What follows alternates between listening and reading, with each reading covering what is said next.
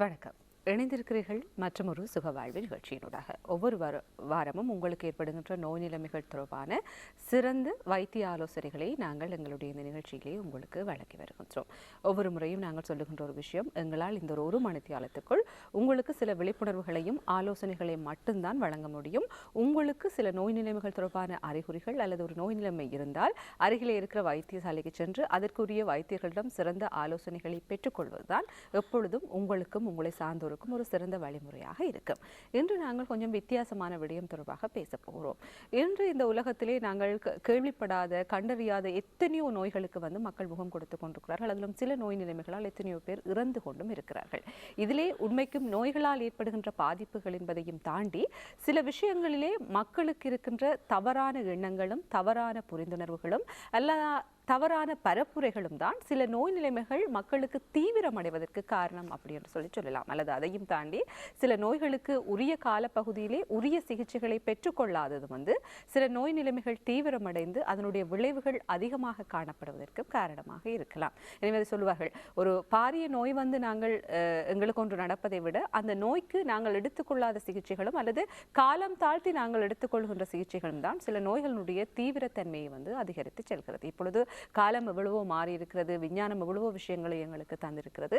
எல்லா நோய்களுக்கும் இப்பொழுது சிறந்த தீர்வுகளும் சிறந்த சிகிச்சை முறைகளும் இருக்கின்ற பொழுது நாங்கள் சில நோய் நிலைமைகள் ஏற்படுகின்ற பொழுது சில நேரங்களிலே வைத்தியர்களாலும் சில சிகிச்சை முறைகள் பரிந்துரைக்கப்படுகின்ற பொழுது நாங்கள் சில இடங்களிலே வைத்தியர்களாக மாறி சில முடிவுகளுக்கு இதற்கு இது தேவையில்லை அல்லது இதற்கு இது தேவைதானா என்று சொல்லி எங்களுக்குள் எழுகின்ற அந்த தவறான எண்ணங்கள் தான் நோயினுடைய தீவிரத்தை மாற்றியமைத்து அதை தீவிரப்படுத்துகிறது அப்படின்னு சொல்லலாம். எனவே இன்று இந்த சத்திர சிகிச்சைகள் தொடர்பாக மக்களுக்கு இருக்கின்ற சில தவறான எண்ணங்கள் அல்லது எவ்வாறான விஷயங்களுக்கு கட்டாயம் ஒரு சத்திர சிகிச்சை அவசியமாகிறது, அந்த சத்திர சிகிச்சையிலே எவ்வாறான விஷயங்கள் மேற்கொள்ளப்படுகிறது என்று சொல்கின்ற ஒரு பரந்த விடயம் தொடர்பாகத்தான் நாங்கள் பேச போகிறோம்.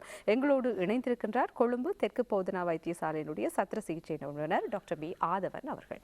வணக்கம் டாக்டர். வணக்கம். நான் ஆரம்பத்திலே சொன்னது போல பரந்துபட்ட நிறைய விஷயங்கள் பேச போகிறோம். அதிலே முக்கியமான முதலாவது கேள்வி, இந்த சத்திர சிகிச்சை என்று சொல்லப்படுவது ஒரு லாஸ்ட் ஆப்ஷனாக, அதாவது கடைசி தேர்வாகத்தான் கட்டாயம் இருக்கிறதா டாக்டர், அல்லது சில நோய்களுக்கு ஆரம்பத்திலே கட்டாயம் சத்திர சிகிச்சைகளுக்கு செல்ல வேண்டிய தேவை இருக்கிறதா? சில நோய்களுக்கு நாங்கள் கட்டாயமாக உடனடியாக சத்திர சிகிச்சை செய்ய வேண்டிய தேவை இருக்கின்றது, அவருடைய உயிரை பாதுகாப்பதற்கு அல்லது அவருடைய உடல் உறுப்புகளை பாதுகாப்பதற்கு. ஆனால் பெரும்பாலான சத்திர சிகிச்சை நோய்கள் அல்லது ஒரு நோயின் அறிகுறியில் சத்திர சிகிச்சை தேவைப்படும் போது நாங்கள் சத்திர சிகிச்சை செய்யாமல் மேனேஜ் பண்ணக்கூடிய கட்டங்களும் இருக்கின்றன. ஆனால் ஒரு சில நோய்கள் நீங்கள் கட்டாயம் சத்திர சிகிச்சை செய்து ஆக வேண்டும். இல்லாமல் அது சத்திர சிகிச்சை செய்வதற்கு ஏதாவது ரெண்டு விஷயம். ஒன்று, அந்த நோயாளி மயக்க நிலை அடைய முடியாமல் அனஸ்தீசியா கொடுக்க முடியாத ஒரு கட்டத்தில் அவருடைய உடல்நிலை இருக்குமா இருந்தால் நாங்கள் சத்திர சிகிச்சை செய்யக்கூடிய வசதிகள் இருந்தும் செய்ய முடியாமல் இருக்கும். அல்லது நோயாளி சம்மதிக்காவிட்டால் எந்த ஒரு சத்திர சிகிச்சைக்கும் நாங்கள் நோயாளியுடைய சம்மதம் எடுக்க வேண்டி வரும். ஆனாலும் அவசர சிகிச்சை பிரிவில் ஒரு விபத்துக்குள்ளாகி ஒருவர் கொண்டு வரப்படும் போது அவருடைய உணர்வு இல்லாமல் கொண்டு வரப்படுவார்கள். உங்களுக்கு தெரியும், இப்போ நேற்று முன்தினம் ஒரு பஸ் தடம் புரண்டது. அதில் காயப்பட்டவர்களை நாங்கள் அந்த தீர்த்தலா வைத்தியசாலை எடுத்து செல்லும் போது அவர்களுடைய உதவினர்கள் இருக்க மாட்டார்கள், சில அவருடைய சுய நினைவு இல்லாமல் இருக்கும். அந்த நேரத்தில் நாங்கள் அவருடைய அனுமதி இல்லாமலே சில சத்திர சிகிச்சை செய்ய வேண்டி ஏற்படும், அவருடைய உயிரை பாதுகாப்பதற்கு. அப்படியான சந்தர்ப்பம் இருக்கின்றது. ஆனால் பெரும்பாலான ஒரு நோய்க்குரிய ஒரு சத்திர சிகிச்சையை நாங்கள் பிளான் பண்ணி, அதாவது இலெக்டிவாக செய்யும் போது அந்த நோயாளியுடைய உணவினர்களுடைய சம்மதம் அவர்களுக்கு விளங்கப்படுத்தி, சம்மதம் என்கின்றது அவருக்கு இந்த சத்திர சிகிச்சை என்ன, ஏன் செய்யப்படுகிறோம், செய்யாவிட்டால் என்ன நடக்கலாம் என்ற பிரச்சனை சொல்லித்தான் நாங்கள் சம்மதம் எடுக்க வேணும். அப்படியான காரணங்களால் சத்திர சிகிச்சை தடைப்படும் போது பிரச்சனைகள் ஏற்படலாம். அப்படினால பெரும்பாலும் நீங்கள் கேட்ட கேள்வியில் ஒரு சில நோய்கள் கட்டாயம் சத்திர சிகிச்சை செய்தே ஆக வேண்டிய கட்டாயம் இருக்கின்றது. இப்பொழுது பொதுவாக எவ்வாறான நோய்களுக்கு இப்பொழுது கட்டாயம் சத்திர சிகிச்சை தான் தேவைப்படுகிறது டாக்டர்? அதுக்கு உதாரணமாக ஒரு ஒரு ஒரு சத்திர சிகிச்சை ஒரு கண்டிஷனை வைத்து வழங்கப்படுறது அவ்வளோ ஈஸியாக இருக்கு நினைக்கிறேன். மார்பில் கட்டிகள் உருவாகுது பெண்களுக்கு, அது ஆண்களுக்கும் ஏற்படலாம். கூடுதலாக பெண்களுக்கு தான் அந்த பிரச்சனை இருப்பது. மார்பு கட்டியோடு வரும்போது ஒரு 15-16 டீனேஜ் கீழே இருக்கலாம், அல்லது இளம் பராயம் ஒரு 40-50 வயது ஒரு குடும்ப பெண்ணாக இருக்கலாம், ஒரு ஒர்க் பண்ணுற தொழில் செய்கின்ற ஒரு பெண்ணாக இருக்கலாம். ஒரு 65-70 வயது ஒரு வயது முடிந்த ஒரு பெண்ணாக இருக்கலாம்.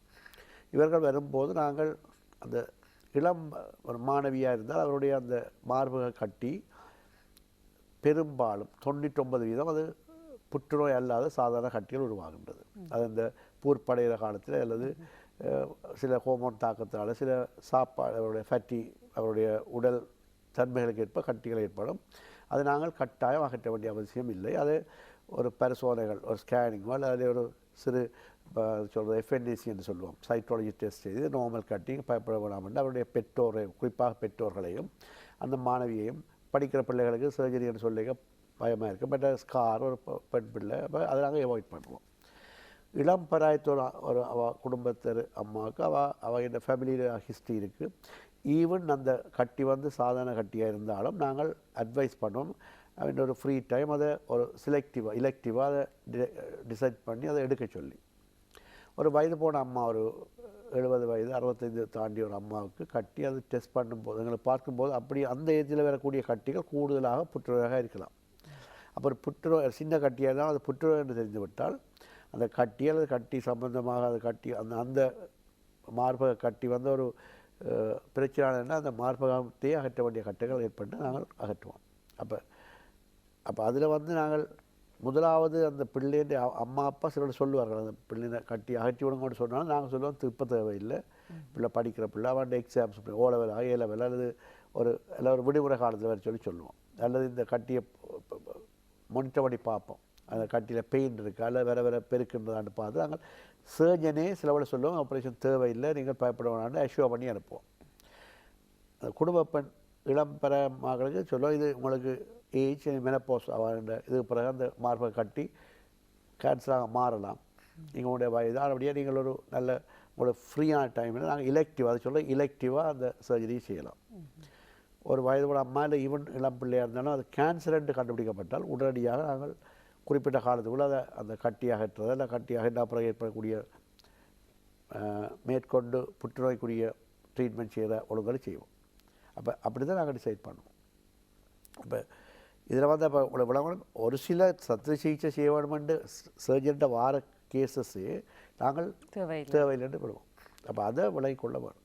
அப்படி தான் நாங்கள் டிசைட் பண்ணுறது. அப்போ ஒவ்வொரு சத்திர சிகிச்சை அந்த நோயின் பெத்தாலஜி അതിൻ്റെ நோயியல் தன்மையும் ஒவ்வொரு வயதினர் அவருடைய சோஷியல் ஹிஸ்ட்ரி அவருடைய ஒவ்வொரு பர்சனாலிட்டி அந்த எல்லாத்தையும் வச்சு தான் டிசைட் பண்ணுறது.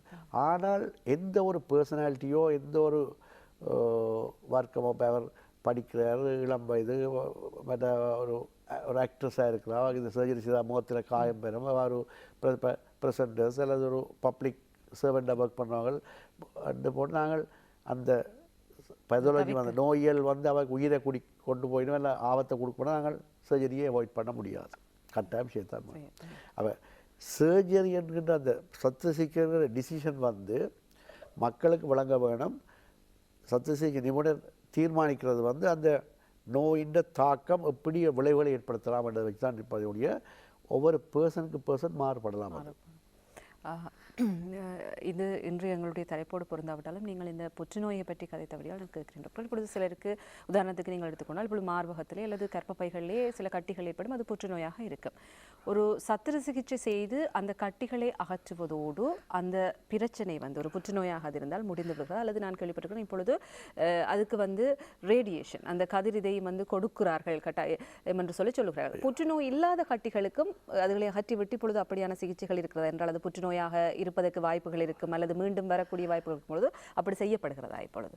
இப்போ என்னென்னா நாங்கள் பழைய மாதிரியில் இப்போ புற்றுநோய் என்கின்ற ஒரு கட்டி ஏற்பட்டால் அதை நாங்கள் பகுப்பாய்வு செய்வோம். அதாவது பெத்தாலஜிஸ்ட் நோயியல் நிபுணர்கள் அதை ஆராய்ச்சி அது என்ன டைப் அதில் என்ன கிரேடிங் கூட போடலாம். இது முதல் கேன்சராக இல்லையான்னு பார்ப்போம்.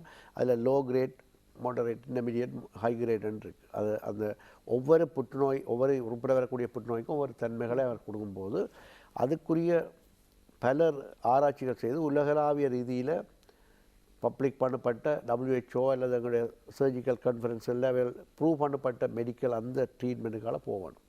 சில பேருக்கு முதலே கீமோதெரப்பி கொடுத்துட்டு பேருந்து ஆப்ரேட் பண்ண வேண்டி வரும். சில பேருக்கு ஆப்ரேஷன் பண்ணி அகற்றி விட்டு கீமோதெரப்பியால் ரேடியேஷன் கொடுப்போம். சில பேருக்கு நீங்கள் சொன்ன மாதிரி பினைன் கண்டிஷன், அதாவது கேன்சர் அல்லாத கட்டி கூட அகற்றினா பிறகு அது திருப்பி கேன்சர் வரக்கூடிய மாதிரி இருந்தால் அதுக்குரிய ப்ரோஃபிலாட்டிக் சில நாங்கள் ஆன்டிபயோட்டிக் எடுப்போம். இன்ஃபெக்ஷன் வராமல் தடுக்கிறதுக்கு சில இடங்களுக்கு இப்போ மலேரியா ஏரியாவுக்கு முந்தி போகும்போது ஏதாவது ஒரு நாடு அந்த நாட்டில் கூட ஒரு குறிப்பிட்ட இன்ஃபெக்ஷனுக்கு வேணால் அங்கே அந்த நாடு போய் அந்த குறிப்பிட்ட ஒரு ஆன்டிபயோட்டிக் எடுத்தால் போகணும். அதே மாதிரி சில இடத்துல இருக்கிற கட்டி ஒரு சஸ்பிஷியஸாக இருக்குது, ஆனால் கேன்சர் இல்லை. இந்த முறை அது கேன்சர் இல்லை, ஆனால் இனி வந்தால் அது கேன்சராக மாறிடுமென்று தெரிஞ்சால் அதுக்குரிய ரேடியோதெரப்பியோ கீமோதெரப்பியோ அவர்கள் அது அந்த புற்றுநோயியல் நிபுணர்கள் இது வந்து சொல்கிறது மல்டி டிசிப்ளினரி அப்ரோச்னு சொல்லுவோம். ஒரு சர்ஜன், பேத்தாலஜிஸ்ட், ஒன்காலஜிஸ்ட் எல்லாரும் இருந்து அதை டிஸ்கஸ் பண்ணி தான் நாங்கள் அதை முடிவெடுப்போம். இதுகள் ஒரு அப்படியான நிலைமைகள் ஒரு காம்ப்ளிகேட்டடான கேஸ். ஆனபடியே தான் நான் சொல்கிறேன். இப்போ இந்தியா டைப்ரேரண்டா அந்த நீங்கள் சொன்ன மாதிரி டாக்டர்ஸ் அண்டு வரைக்கும் நாங்கள் சில முடிவுகள் நான் தனியாக எடுக்கலாம், சிலது என்னுடைய டீமோடு சேர்ந்து எடுப்போம். பேருந்து நான் சிலவளை இன்னும் ஒரு நிபுணத்துவத்தோடு சேர்ந்து எடுப்பேன். சிலவளை இன்னும் ஒரு சர்ஜனோட கூட நான் கதைக்கலாம். ஏன்னா நாங்கள் இப்போ சர்ஜரியிலே ஜென்ரல் சர்ஜன்டா நாங்கள் ஒவ்வொரு சர்ஜனும் இப்போ ஒரு குறிப்பிட்ட சில நோய்களை தான் கூடுதலாக செய்வோம். அதை சொல்ல சப் ஸ்பெஷாலிட்டின்னு சொல்லுவோம். இப்போ நானெல்லாம் கூடுதலாக இப்போ பார்த்தா பொது சத்திர சிகிச்சை நிபுணராக இருந்தாலும் என்னுடைய கூடுதலான விஷயங்கள் கூடல் சம்பந்தமானதும் ரேடியேஷன் அல்லது உடலில் வர மார்பக புற்றுநோய் அல்லது காலில் வரக்கூடிய புண்கள் அப்படியானது பற்றி தான் நான் யோசிப்பேன். ஆனால் தைராய்டு இஎன்டி ரெண்டு ஒரு செப்பரேட் ஒரு செக்ஷன் இருக்குது. அப்போ வாய்க்குழியோட அல்லது கழுத்து தொண்டை பகுதியில் வரக்கூடிய பிரச்சனை நான் சிலோட ஒரு இஎன்டி சர்ஜனோ அல்லது ஈவன் ஜென்ரல் சர்ஜனில் அதுக்குரிய ஸ்பெஷலிஸ்ட் செய்தவங்கள்ட்ட ஒரு ஒப்பீனியன் எடுப்பேன். அப்போ அப்படியாக எங்கிட்ட இப்போ ஸ்பெஷாலிட்டி வந்து இப்போ தற்சமயத்தில் இப்போ பல பேஷண்ட்னா பழைய ஒரு நிலைமையில் இருந்தால் கூட கலைக்கும் போது அவர்கள் வேறு 1980 1960 இருந்த நிலைமைக்கும் 80 இப்போ 2000 நிலைமைக்கும் 2026 25 இப்போ போன வருஷம் இந்த வருஷத்துக்கு இருக்கிற நிலைமையை கொம்பை பண்ணி பார்க்குறது இல்லை. மிகவும் ஒரு பெரிய பரிணாம வளர்ச்சி காலம் வந்திருக்கிறோம் எங்களோட எல்லா துறைகளும். அது மருத்துவத்துறை மட்டுமல்ல, இவனுடைய மீடியாவாக இருக்கட்டும், எந்த ஒரு துறை எடுத்தாலும் அந்த பரிணாம வளர்ச்சியும் டெக்னாலஜியும் பேஐயில் ஒரே மாதிரி என்ன டாக்டர் ஆதவன் மாதிரியே ஒரு ஆள் நடந்து போகிற மாதிரி செய்யலாம். அப்படியெல்லாம் செய்யும்போது அப்போ அந்தந்த மாற்றங்களுக்கு ஏற்ற மாதிரி முடிவுகள் எடுக்க முடியும். நாங்கள் 1980ஆம் ஆண்டு ஒரு ஆப்ரேஷன் ஹேர்னியா செய்த ஒரு ஐயா ஒரு வயது போன தாத்தாட்ட போய் பேரப்பிள்ளை போய் கேட்கக்கூட ஹேர்னியா டாக்டர் இது செய்ய சொல்கிறார், இல்லை எனக்கு இது செய்ய நான் மேனேஜ் பண்ணினான், நான் 80 இருந்தான்னு சொல்லிக்க அதை நாங்கள் ஏற்றுக்கொள்ள முடியாது.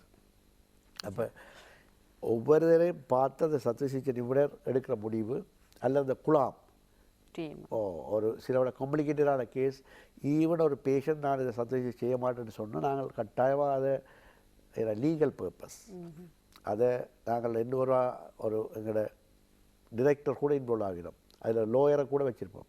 இந்த பேஷண்ட் இந்த சர்ஜரி செய்ய மாட்டேன்னு சொல்கிறேன்னு சொல்லி நாங்கள் கையெழுத்து வேண்டி அதை வச்சுக்கணும். ஏன்னா ஒரு எங்களுக்கு தெரியுமா அது பிரச்சனை கொடுக்கலாமண்டு ஒரு நாளைக்கு அது உயிராபத்தை குடிக்கும்போது அந்த பேஷண்ட்டை தாயோ தேப்பரோ அல்லது சகோதரியோ ஒய்ஃபோ ஹஸ்பண்டோ சொல்லலாம், டாக்டர்கள் வழியாக வழங்கப்படுத்த இல்லை, நாங்கள் சொல்லி தான் செய்திருக்கலாம், எங்களுக்கு மெடிக்கல் நாலேஜ் இல்லை. அந்த நேரத்தில் அபகர மாதிரி கதைப்பிடும். ஆனால் வந்து ஒரு சர்ஜரியை கதை செய்யும்போது சொல்லும்போது டாக்டர்லும்பா கூட படித்த மாதிரி தான் கதைக்கிறது. சில வேலை நான் எல்லா பேஷண்ட்டும் சொல்லல, ஒரு சில ஏன்னா இது வந்து பெரிய ஒரு பிரச்சனை உண்டாக்கலாம் அப்படினால நான் அது கூட நடக்கூடாது. 100க்கு 100% நீங்கள் சரியான ஒரு வைத்தியர் நாட வேணும். முதலாவது அந்த வைத்தியர் நாடி உங்களோட விஷயங்கள் போகும்போது உங்களுக்கு ஏதோ ஒரு விஷயத்தை உங்களுக்கு சரி வரையில்லை, உங்களோட அவர் சொல்கிற விஷயங்களை ஏற்றுக்கொள்ள முடியலைன்னா நீங்கள் உடனே அதை விட்டுட வேறு வழிக்கு போகக்கூடாது. இன்னும் ஒரு மருத்துவ நிபுணரை அதே சம்மந்தமானதோ இல்லை வேறொரு மருத்துவ நிபுணரை பார்த்து இண்டிபெண்டாக உங்களுக்கு ஆலோசனை எடுக்கலாம். அப்படி ஒரு செகண்ட் ஒப்பீனியன் எடுக்கக்கூடிய அதை சொல்கிற உங்களுக்குரிய அந்த தட் இஸ் ரைட்ஸ் இருக்குது, உங்களுக்கு ஒரு உரிமை இருக்குது. அப்போ அதை பாவிக்க வேணும். இப்போ டாக்டர் ஆதவன் டே போனவர் நாளை வாங்க ஆப்ரேட் பண்ணணும்னு சொல்கிறார், அவர் ஒன்றும் மறுபடியும் பார்க்கவும் இல்லை அப்படி சொல்லலாம். ஆனால் எங்களுக்கு சில கேசஸ் வந்து பார்த்தோன்னே நடந்து வரைக்கும் சிலது எங்களுக்கு தெரியும், அது அனுபவம். அப்போ அதுக்காக சொல்லக்கூடாது பார்க்கல சும்மா மருத்துவோட நாளை வாங்க ஆப்ரேஷன் அவர் சர்ஜன் தானே பட் ஓண்டிக்கிறார், ஆனால் எனக்கு பயமாக இருக்குன்னு சொல்லலாம். ஆனால் அப்போ என்ன செய்யணும், இன்னும் ஒரு சிலர்கிட்ட போய் கேட்கலாம். மற்றது மருத்துவ சாலை இப்போ தனியார் மருத்துவமனைகள் தனியார் மருத்துவ சாலைக்கு வர கன்சல்டேஷனோ பரிந்துரைகளை விட்டுட்டு அரச மருத்துவ சாலைகளில் இப்போ நான் கலம்போடியில் இருக்கிற நேஷனல் ஹாஸ்பிட்டல் இருக்குது, வவுனியா ஹாஸ்பிட்டல், ஜெஃப்னா, தெல்லிப்பளை, பேட்டக்கிழப்போ எல்லா ஹாஸ்பிட்டல்ஸும் இருக்குது, மன்னாரில் இருக்குது. எல்லா அரச மருத்துவமனையை போகும்போது நாங்கள் அங்கே இப்போ ஒரு சர்ஜரியை செய்கிறதுக்கு ஃபோர்ஸ் பண்ணவே மாட்டோம். எங்களுக்கு டைம் லிமிட் இல்லை, அங்கே வெயிட்டிங் லிஸ்ட் இருக்குது. அப்போ அங்கேயே நீங்கள் உங்களுக்கு வாங்கோ கிளினிக்கில் எடுத்து டேட் எடுங்கன்னு சொன்னால் அதை நீங்கள் பிள்ளையாக கருதவே கூடாது. இது தேவையாக இது செய்யணும் மாதிரி யோசிக்கிறது இல்லை. ப்ரைவேட்னா ஒரு காரணம் சொல்லலாம், டாக்டருக்கு செய்தால் காசு வரும், டாக்டர் அதான் செய்ய பார்க்குறாருன்னு சொல்லலாம், அந்த ஒரு வேர்ட் சொல்லலாம். அதை நான் அது கூட ஏற்றுக்கொள்ள மாட்டேன். ஆனால் நீங்கள் எனக்கு வர கவலையோட இப்போ நான் இப்போ கலம்போடையில் ஒர்க் பண்ணும்போது யோசிக்கிறேன், அங்கே ஃப்ரீயாக தான் எல்லாம் செய்யணும். அவர்கள் போக்குவரத்து செலவாரும் அது மட்டும்தான் அவர் கொடுக்கணும்னு நினைக்கிறேன் தங்களை. ஆனால் அங்கே வந்து மருத்துவரை பார்ப்பதற்கோ அல்லது ஒரு சில மருந்துகள் சில விட அவருக்கு ஸ்பெஷலாக தேவைன்னா எழுதி கொடுப்போம். இது உங்களுக்கு கொடுத்தா நல்லம், நாங்கள் எடுத்து தந்தால் நல்லம், இது உரிய பிளாஸ்டர் அதை நாங்கள் அந்த ட்ரேட் எழுதி கொடுக்க தேவையில்லை. அந்த எழுதி கொடுத்து நீங்கள் அங்கேயே பண்ணிட்டு வரலாம், பண்ணிட்டு தான் உங்களுக்கு தான் இதை கொடுக்க போகணும்னு சொல்லி அதை செய்கிறாங்க. இப்போ டெங்கு நடக்குது, டெங்குக்கு சில ஹாஸ்பிட்டலில் சில அந்த மருந்துகள் இல்லை. அப்போ நாங்கள் இருக்கிற ஹாஸ்பிட்டலுக்கு மாற்றலாம், அல்லது பேஷண்ட்டை கேட்டு உங்களுக்கு இயலுமை இருந்தால் எடுப்பிச்சு வெளியில் வேண்டிட்டு வாங்கன்னு சொல்லி எல்லாம் கொடுக்கணும். அப்போ அதெல்லாம் பிழை இல்லை, அது மிக வெளிப்படைத்தன்மையான ஒரு உண்மை அது. ஆனபடியாக என்னை பொறுத்தவரை இப்போ அரச மருத்துவமனையில் நீங்கள் ஒரு சத்து சிகிச்சை கிளினிக்கு போய் உங்களுக்கு ஆப்ரேஷன் பண்ணணும் ஏன்னா அதில் மாற்று கருத்துக்கு போகிறது அவ்வளவு நல்லா இல்லை. அதனால் தீய விளைவுகள் ஏற்படும். அதை பற்றி ஒரு சில விஷயங்கள் நாங்கள் சொல்லி உலகப்படுத்திங்கன்னா உங்களுக்கு தொடர்பாக பேசலாம். இப்பொழுது நீங்கள் சொல்லியிருந்தீர்கள் காலம் நிறைய மாறிவிட்டது, எல்லா துறைகள்லையுமே வந்து இப்போ எல்லாமே மாறிக்கொண்டிருக்கு. அப்படி பார்க்க கடந்த காலத்தோடு ஒப்படைக்கல சத்திர சிகிச்சை சார் விஷயங்கள் இப்போ எப்படி நவீனத்துவம் பெற்றிருக்கு, எப்படியான விஷயங்கள் வந்து இப்போ புதுசாக வந்திருக்குது என்ற விஷயங்கள் தொடர்பாக பகிர்ந்து கொள்ளணும். இப்போ பார்க்க போனால் நாங்கள் முந்தி பெரும்பாலும் நீங்கள் பார்த்துருப்பீங்கள், சத்திர சிகிச்சைனா வயிற்றில் ஒரு பெரிய ஒரு காயம் இருக்கும், இல்லை கழுத்தில் பெரிய காயம் இருக்கும், அந்த ஆப்ரேட் பண்ண ஸ்கார் இருக்கும். ஆனால் இப்போ அந்த ஸ்கார் இல்லாமல் 100% இல்லாமல் செய்ய முடியாது. ஆனப்படியாக ஆனால் துளை மூலம் அதாவது ஹோல் சர்ஜரி இருக்குது, எண்டோஸ்கோபிக் ப்ரொசீஜர்ஸ் இருக்குது, மற்றது லேசர் ட்ரீட்மெண்ட் இருக்குது. ஈவன் இந்த வெரிகோஸ் வெயின் போன்ற இதற்கு லேசர், ஈவன் ஒரு சின்ன ஒரு இடத்துல ஊசி போட்டு அந்த ஊசி மூலமாக ஒரு வயரை செலுத்தி லேசர் ட்ரீட்மெண்ட் மூலமாக கூட அந்த காயம் எங்கே வெட்டினு தெரியாத அளவு கூட செய்யலாம்.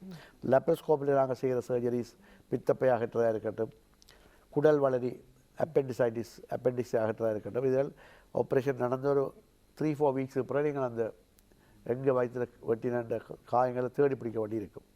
ஆனபடினால இப்போ நவீன சத்திர சிகிச்சை முறையில் இந்த துளை whole surgery with லெப்ரோஸ்கோப், endoscopic procedures, இப்போ நாங்கள் வாய்க்குழி அல்லது மலவாசலுக்கு ஊடாக அந்த கொலனோஸ்கோப் அல்லது வாய்க்குழி எண்டோஸ்கோப் மூலம் சில அல்சர்ஸை ரிமூவ் பண்ணலாம், சில பொலிப்ஸை ரிமூவ் பண்ணலாம்.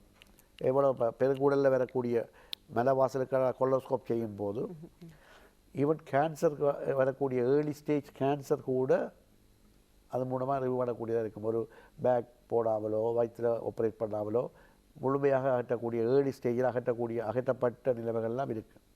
அதுபடினால நீங்கள் டிலே பண்ணி போகும்போது ஒரு அதாவது குறிப்பாக சத்திர சிகிச்சை கண்டிஷன்ஸ், ஈவன் மெடிக்கல் கண்டிஷன், இப்போ ஈவன் டெங்கு கூட நீங்கள் ஆரம்பத்தில் போய் அட்வைஸ் எடுக்கலாம் பார்க்க கொஞ்சம் பிள்ளைக்கு இயலாமல் மயங்கி விழுகிற அளவில் அன்கான்ஷியஸாக கொண்டு போய்க்க அங்கே டெங்கு யூனிட்டில் கஷ்டமாக தான் இருக்கும் அந்த உயிரை பாதுகாக்கிறது. ஆனபடியாக ஆரம்பத்திலேயே நீங்கள் ஒரு சத்திர சிகிச்சை பிரச்சனை வரும்போது காட்டும்போது அது ஏர்லி ஸ்டேஜ் என்னைகள், குறிப்பாக புற்றுநோய் ஈவன் இன்ஃபெக்ஷன்ஸ், இப்போ பித்தப்பை அழற்சியாக இருக்கலாம், அப்பெண்டிக்ஸாக இருக்கலாம், ஏர்லி ஸ்டேஜில் நாங்கள் ஆன்டிபயோட்டிக்கை கொடுத்து அதை கண்ட்ரோல் பண்ணி போகும்போது நாங்கள் முழுமையாக ஒரு காம்ப்ளிகேஷன் இல்லாமல் அந்த சர்ஜரியை முடிக்கக்கூடியதாக இருக்கும்.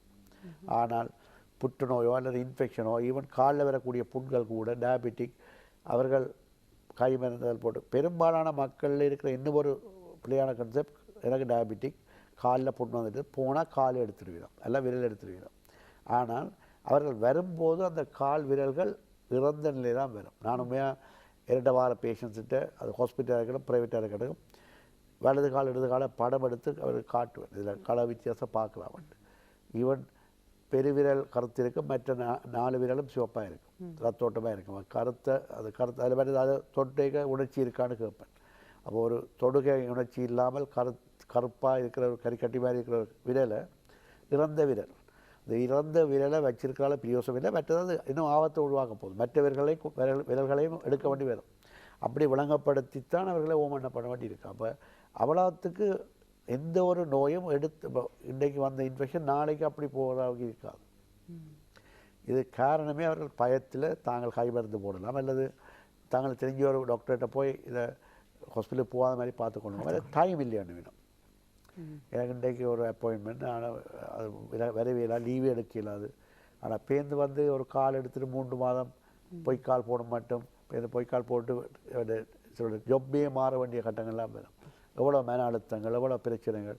அப்போ இதை வடிவாக புரிஞ்சு கொள்ள வேணும். அதான் இன்றைய நிகழ்ச்சியில் நான் உங்களுக்கு ஒரு குறிப்பிட்ட ஒரு நோயை மட்டும் என்னென்ன குளிரக்கமா அல்லது அப்பெண்டிசைட்டிஸா, தைராய்டா, மார்பக புற்றுநோய்கள், கேஸ்ட்ரைட்டிஸ், மேலே வாசலில் வரக்கூடிய மூலம், மேலே பிளட் போகிறது, அதுகளெல்லாம் நான் கதைச்சிருக்கிறோம். அதை திருப்பி அதை கதைச்சி பேசுகிறோம். அது இப்போ எல்லா விஷயங்களும் இருக்குது. ஆனால் எங்கள் நாட்டில் மக்களில் சில பேருக்கு இன்னும், ஆனால் சில இடங்களை கொம்பே பண்ண கூட எங்கள் நாட்டில் படிப்பறிவு கூடியவர்கள் பெரும்பாலும் பிரச்சனைகள் இல்லை. என்றாலும் ஒரு சில பேர் சில சமய நம்பிக்கைகள், சமய நம்பிக்கை இருக்கத்தான் வேணும். அதுக்காக இப்போ சிவபெருமானோ அல்லது அல்லாவோ ஜீசஸோ நேராக ஜீசஸ் வந்து ஒரு கிறிஸ்டியன் ஃபேமிலிக்கு ஜீசஸ் வந்து நேராக சொல்ல மாட்டார். ஒரு ஹிந்து ஃபேமிலியில் சிவபெருமான் நேராக அந்த சூலத்தில் வந்து இதுதான் நீங்கள் செய்யணும்னு சொல்ல மாட்டார். சில வேளை அவர்கள் அதை வழிபடுற அந்த தெய்வம் வேறொரு வடிவத்தில் சில ஒரு டாக்டர் மூலமாக இல்லை ஒரு நர்ஸ் மூலமாக இல்லை பக்கத்து வீட்டு அயலவர் மூலமாக வந்து சொல்லலாம், அங்கே போய் காட்டுங்க, அங்கே போனால் எனக்கு சுகமானதுன்னு சொல்லலாம். அது அவர் கூப்பிட்ட தெய்வத்தின் ஒரு சொல்லாமல் இருக்கலாம். அப்போ பேந்த டாக்டர் சொன்ன பிறகு கிட்டல இருந்து ஒரு விஷயம் உண்டு. ஒரு 15-16 வயது பிள்ளை உண்டு. என்கிட்ட ப்ரைவேட் தனியார் வைத்தியசாலை வந்து பார்த்து தோல் மூட்டில் ஒரு கட்டி, அது நான் நார்மலாக லோக்கலாக செய்யக்கூடிய மாதிரி இருக்கையில் அனஸ்தீசியா கொடுத்தா செய்ய அது செய்து பார்த்தா ஆப்ரேட் பண்ணும்போது எனக்கு முழுமையாக அகற்ற முடியல. அந்த கட்டி வந்து அந்த தோள்பட்டை எலும்பு மட்டும் அது இந்த தாக்கம் இருந்தது. அப்போ நான் வெளியில் வந்து உடனே சொன்னான், இது சாதாரண கட்டி இல்லை, உடனடியாக டெஸ்ட்டுக்கு அனுப்ப போகிறேன், இது பிரச்சனையான ஒரு கேன்சருக்குரிய கட்டியாக இருக்கலாம்னு தாய்க்கு மட்டும் தாய்க்கும் ரிலேஷன் சொல்லிவிட்டு அந்த ரிப்போர்ட்டும் அப்படி தான் வந்து இப்போ அதுக்குரிய புற்றுநோய் சம்பந்தமான நிபுணர்கிட்டே அனுப்பினாங்க. பேருந்து அவர்கள் அந்த புற்றுநோயாளர்கிட்ட போடாரோ இல்லை வேறு எங்கே போச்ச மதியில் கனகாலமாக பேருந்து சாமிய அனுஷ்டானங்கள் அதுகள் செய்தாக்கும். அது அவர்களுக்கு விருப்பமில்லை. அந்த புற்றுநோய் என்ற விஷயத்தை பிள்ளை சொல்ல உடனே போனால் அதை ட்ரீட்மெண்ட் கொடுப்பார். சில வயசில் நாங்கள் பிட்டர் ட்ரூத்துன்னு சொல்லுவோம். கசப்பான உண்மைகளை ஏற்றுக்கொள்ளத்தான் வேணும். இது ஒரு விபத்து மாதிரி. அப்போ நாங்கள் எங்களுக்கும் ஒரு சில விட கஷ்டம் சொல்கிற அந்த பேட் நியூஸ் பிரேக் பண்ணுறது ஒரு பெரிய விஷயம். அது போய் அந்த முக்கியமாக இந்த புற்றுநோய்ன்ற விஷயத்தை சொல்கிறதும் உங்களோட அப்பா தப்ப மாட்டார் இல்லை இறந்துட்டார்ன்றதை போய் அந்த பிரேக் பண்ணுறது, பேட் நியூஸ் பிரேக் பண்ணால் அதுக்கு ஒரு கம்யூனிகேஷன் ஸ்கில் இருக்குது. அதுபடி தான் நாங்கள் செய்ய வேணும். அப்போ அப்படி சொல்லியே அவர்கள் சில இடத்துல நாங்கள் டிலே பண்ணே இல்லாது. எவ்வளோ காலத்தில் தான் மறைக்கிறது உண்மை. சில விஷயம் அந்த சின்ன பிள்ளைகள விஷயத்தை அவனாலும் மறைக்க இல்லாது. நான் நேராக பேரண்ட்ஸுக்கு உண்மையை சொல்லிவிட்டு அவர்களை அது தெரியும். நானும் ஒரு பேரண்ட் தான், எனக்கு பிள்ளைகள் இருக்கிற பிள்ளைகளை கொண்டு வரும்போது பேரண்ட்ஸ் இந்த மனநிலை எப்படி இருக்கும் எங்களுக்கு தெரியும். சில பேர் நிற்கிறது டாக்டர்ஸ் ஒரு மிருகங்கள் மாதிரி இருக்கிறவங்க, அவைக்கு உணர்ச்சியே இல்லை, அவை பார்த்து அழுத்து போச்சுன்னா. ஆனால் அவர்கள் உலகில் எங்களுக்குள்ளே ஒரு மனித உள்ளம் மனித தன்மை இருக்குது. நாங்கள் ஆனால் வெளியில் அப்படி எல்லா பேரும் அழுதோண்டு தான் ஒர்க் பண்ணிடலாது. எந்த வார்டில் ஒரு 3 டேஸுக்கு முதல்ல ஒரு பேஷண்ட் வந்த டயபெட்டிக் பேஷண்ட் வந்து அடுத்த நாளே ஆப்ரேஷன் பண்ணினாங்க, எல்லா ஆன்டிபயோட்டிக் கொடுத்தாங்க. ஆனால் இரவர் ஹார்ட் அட்டாக் வந்து இறந்துட்டார். அடுத்த நாள் என்ன மனைவியும் மகனும் வந்து நிற்க எனக்கு போய் பார்க்க எனக்கு கண்ணீர் வந்துச்சு. இது போன கிழமை இந்த கழுவோல ஓடல நடந்த விஷயம். அப்போ அது எங்களுக்கும் அந்த உணர்வுகள் இருக்குது, எல்லா டாக்டர்ஸுக்கும் இருக்குது. ஆனால் பெரும்பாலும் நாங்கள் சிரித்து வெளியில் ஜோலியாக இருக்கிற மாதிரியும் ஜோக் அடிச்சும் அதை உள்ளுக்கு மறதித்து தான் வச்சுருக்கோம்மா. எங்களுக்குள்ளே இருக்கிற கவலை அதை காட்டாமல் ஒரு கான்ஃபிடெண்ட்டாக கதைச்சிருது. சில உலகங்களை தெரியும், இது ஆப்ரேட் பண்ணாலும் பரவிட்டுது, உயிர் ஆபத்து வருமென்று தெரிஞ்சாலும் நாங்கள் விடையிலாது. அப்படி விடையில சோபனை விடையில. அப்போ நாங்கள் இல்லை, நாங்கள் ஆப்ரேட் பண்ண ஆளுக்கு ஓகே ஆகும், கீமோதெரப்பி இருக்குது, கன விஷயங்கள் இருக்குது, வாங்கன்னு சொல்லி நாங்கள் ஒரு பொய்யை சொல்லியாவது நாங்கள் அந்த இறுதி கட்டம் மட்டும் அவர்கள் இழுத்து செல்லுவோம். அப்படியான கன சவால்கள் தான் எங்களோட மருத்துவத்துறையிலேயும் இருக்குது. ஆனால் மக்கள் அவ்வளவுத்துக்கு மற்றது நாங்கள் மருத்துவத்துறை ஒரு நிபுணராக வாரன்றது எம்பிபிஎஸ் முடிக்கிறதுக்கே உங்களுக்கு தெரியும் 5 இயர்ஸ் படித்து பேருந்து இன்டர்ன் செய்து தான் டாக்டர்ஸாக வந்து பேருந்து ஒர்க் பண்ணணும். அதுக்கு பிறகு 3 வருடங்கள் அந்த ரீஸ்டார் பீரியட், 2 இயர்ஸ் எஸ்ஆர் பீரியட் இருக்குது. பேருந்து வெளிநாட்டில் 2 வருஷம் போய் எங்களோட துறையை படித்து இப்போ கம்யூனிகேஷன் ஸ்கில் பல கான்ஃபரன்ஸில் போய் வந்து பல ஹாஸ்பிட்டலில் ஒர்க் பண்ண அப்புறம் தான் ஒரு மெச்சூரிட்டி வருது.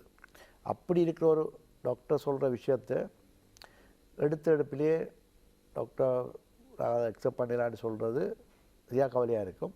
சில விட நாங்களும் பிள்ளை விடலாம், சில விட மனுஷத்தன்மையில் தவறுகள் ஏற்படலாம், சில விட ஆப்ரேஷன் செய்ய தேவையில்லா செய்யணும்னு சொல்லி நான் செகண்ட் ஒப்பீனியன் எடுக்கலாம். இல்லை நாங்கள் சில விட சொல்லி போட்டு திருப்பி வரையக்க சொல்லுவேன் இப்போ செய்ய தேவையில்லை மாதிரி இருக்குன்னு மாதிரி சொல்லியிருக்கலாம். சில டெஸ்ட்களை செய்யக்க அது நான் எதிர்பார்த்த மாறி வந்தால் உங்களுக்கு நல்ல காலம், நல்ல பிரச்சனை ஒன்றும் இல்லை, இது சர்ஜரி இல்லை, மருந்தாலையை மாற்றலாம்னு நாங்கள் சொல்லுவோம். ஆனால் இதில் வந்து கிளினிக்கல் அசஸ்மெண்ட் ஒன்று இருக்குது. கிளினிக்கல்னால் பேஷண்டோட பேசி அந்த எந்த பிரச்சனை கேட்டு நாங்கள் எக்ஸாமின் பண்ணி ஒரு முடிவு எடுப்போம். சிலவோட அந்த முடிவு அந்த செய்கிற டெஸ்ட்டுகளால் கன்ஃபார்ம் பண்ணப்படும், சிலவோட அந்த டெஸ்ட்டுகளால் கன்ஃபார்ம் பண்ணப்படாமல் இது நான் எடுத்த முடிவுக்கு மாறாக வந்தால் நாங்கள் அந்த முடிவின்படி தான் நாங்கள் போவோம். அப்போ இதைத்தான் மக்கள் புரிஞ்சு கொள்ள வேணும். இதுதான் அந்த அந்த பிழையான கருத்துக்கள் என்று சொல்லுவோம், மிஸ்கன்செப்ஷன்றது ஒரு அவர்கள் அதை விளங்கி கொள்ள வேணும். மற்றது நோயாளர்கள், நோயாளியின் உறவினர்கள் அவருக்கு தெரிஞ்சு கொள்ள வேணும். இப்போ கவர்மெண்ட் ஹாஸ்பிட்டலில் போனால் டாக்டரை மீட் பண்ண முடியாத ஒரு யோசனை இருக்கக்கூடாது. அவர்கள் கட்டாயம் மீட் பண்ண வேணும், பெரிய நிபுணரை மீட் பண்ணணும். சாதாரண ஹவுஸ் வைசர்ஸ் தான் நிற்பினமெண்டா எங்களை வழியாக வழங்கப்படுத்தினா நீங்கள் கட்டாயம் பெர்மிஷன் எடுத்தோ கிளினிக்கில் போய் மீட் பண்ணலாம். நாங்கள் அதுக்கான ஒரு சில டேட்ஸ் வச்சுருப்போம். வார்டில் கதைச்சா நாங்கள் வார்ட் ரவுண்ட் வேறு டைம் மீட் பண்ண நாங்களாகவே சொல்லுவோம். ஒரு குறிப்பிட்ட பிரச்சனையான ஒரு பேஷண்ட் உள்ள ரிலேஷன்ஸை நாங்கள் ஒரு குறிப்பிட்ட நாட்களுக்கு வர சொல்லுவோம். சிலவோட மீட் பண்ணி அவரை கதைக்கணும் மட்டும் சொல்லி எங்களுக்கு தெரியும் இந்த பேஷண்ட் பிரச்சனை போகும்போது ஆப்ரேஷன் தேவை, ஆப்ரேஷனில் கூட ஆப்ரேட் பண்ணும்போது சர்ஜரி பண்ணி கொண்டு இருக்கும்போது கூட பேஷண்ட்டுக்கு உயிர் ஆபத்து வரலாம். ஹை ரிஸ்க் சர்ஜரி என்றால் நாங்கள் உறவினரோடு தான் கதைக்க வேணும், கதைச்சி வழங்கப்படுத்தணும். அப்படி அப்போ அந்த விஷயங்களையும் விளங்கிக் கொள்ள வேணும். எடுப்பிலேயே அந்த ஒரு நெகட்டிவாக போய் தூக்கி எறியக்கூடாது. ஒரு விஷயம் அவருக்கு ஏற்றுக்கொள்ள முடியவில்லை என்றால் அதை பற்றிய சந்தேகங்களை கேட்கலாம், வேறொரு ஆட்டையும் கேட்டு முடிவெடுக்கலாம் நல்ல.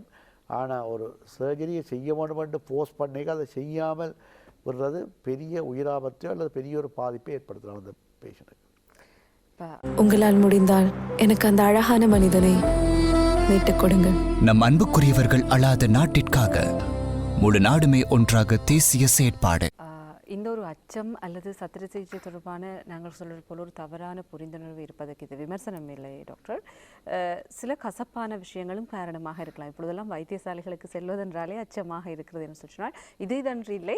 நீங்கள் சொன்னது போல் எல்லோருமே சாதாரண மனிதர்கள், எல்லோருமே தவறு விடுவதற்கு வாய்ப்புகள் இருக்கிறது. ஆனால் எங்களுக்கு அன்புக்குரியவர்களுக்கு எங்களுக்கு ஏதாவது ஒரு உயிர் ஆபத்து வந்துவிடும் என்கின்ற அச்சமும் நாங்கள் இப்படியான விஷயங்களை முன்னின்று செய்வதற்கு, நான் சொன்னது போல வைத்தியசாலைகள் செல்வதென்றாலே பயமாக இருக்கிறது. எனவே எப்பொழுதோ நடந்த ஒரு சத்திர சிகிச்சை தவறுகள் அல்லது சத்திர சிகிச்சையிலே நடக்கின்ற ஏதாவது ஒரு விடயங்கள் காரணமாக ஒரு உயிரொன்று போகின்ற பொழுதுதான் அந்த சத்திர சிகிச்சை என்கின்ற விடயம் வருகின்ற பொழுது நாங்கள் எல்லோருமே அஞ்சுகின்றோம்.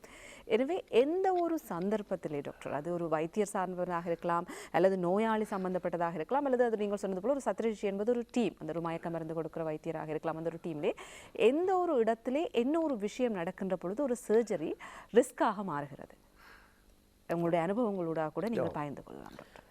சிலது வேலை நாங்கள் சாதாரணமாக ஒரு குறிப்பிட்ட சத்து சிகிச்சை எடுக்கும்போது தைராய்டெக்டமி அல்லது அப்பெண்டிசெக்டமி எடுக்கும்போது நாங்கள் ஒரு ரூட்டீன் இருக்குது. மற்றது எல்லோருடைய அனட்டமி ஒரே மாதிரி தான் இருக்குது. தைராய்டுனா அப்படி தான் இருக்கும். இன்னென்ன ஸ்ட்ரக்சர்ஸை நாங்கள் ஓப்பன் பண்ணி கொண்டு போவோம், இந்த இடத்துல தைராய்டு இருக்கும், அதுக்கு பிறகு அங்கால ட்ரக்கியாக இருக்கும், அங்கால என்னென்ன வெசல்ஸ் இருக்குன்னு அவங்களுக்கு தெரியும். அது 100% ஒரே மாதிரி இருக்கும். ஆனால் ஒரு சில பேரில் அனட்டமிக்கல் சேஞ்ச் இருக்கும், உங்களுக்கு தெரியும். சில எல்லாருக்கும் பெருமை 5 விரல் தான் இருக்கும்.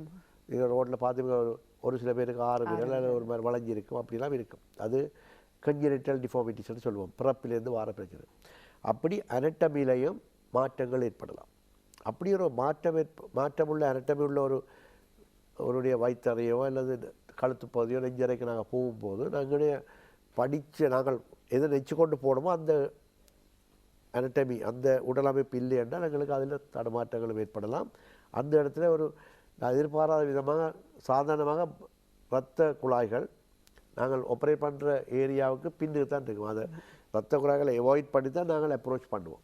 நாங்கள் போகிற பாதையில் இரத்த குழாய் இல்லாத மாதிரி தான் நாங்கள் கட்டி இருக்கும். அந்த ஓப்பன் பண்ணுற இதெல்லாம் லேப்ரோஸ்கோப்பாக இருக்கட்டும் இன்னமும் ஓப்பன் பண்ணிங்க பெரிய மேஜர் வெசல்ஸை கட் பண்ணாத மாதிரி தான் போவோம். ஆனால் அப்னோமலாக ஒரு பெரிய மேஜர் வெசல் அந்த கட் பண்ண இடத்துக்குனால போச்சோன்னா கட் பண்ணோம்னா ப்ளீட் பண்ணிக்கணும்.